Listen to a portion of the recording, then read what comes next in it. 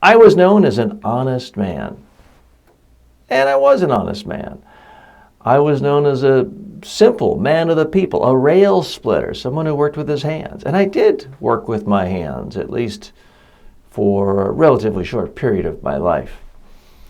But one of the reasons I was known as so honest and a poor man of the people is I reminded people of that in speech after speech after speech. I found throughout my career you have to repeat your messages again and again and again. You have to drive it home in order for it to really stick. This image helped me. It helped me throughout my political career and into the presidency, especially when I was trying to keep the country together. My name is Abraham Lincoln.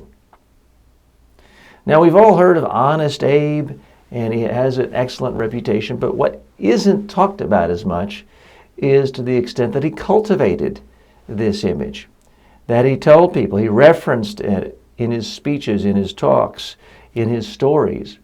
He liked to talk about himself as the humble rail splitter.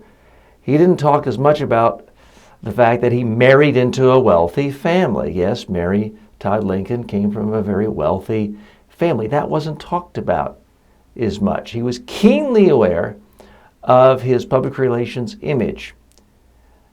The perception that all Lincoln did was think big, important philosophical thoughts and what is right isn't entirely accurate. He was very much aware of his image, very much aware of public relations and the value of being seen as a man of the people, a poor, humble man, and an honest man.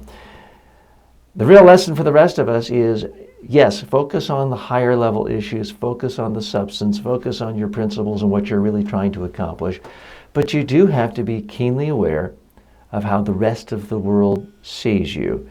And if you want a particular image, you've got to remind them again and again and again.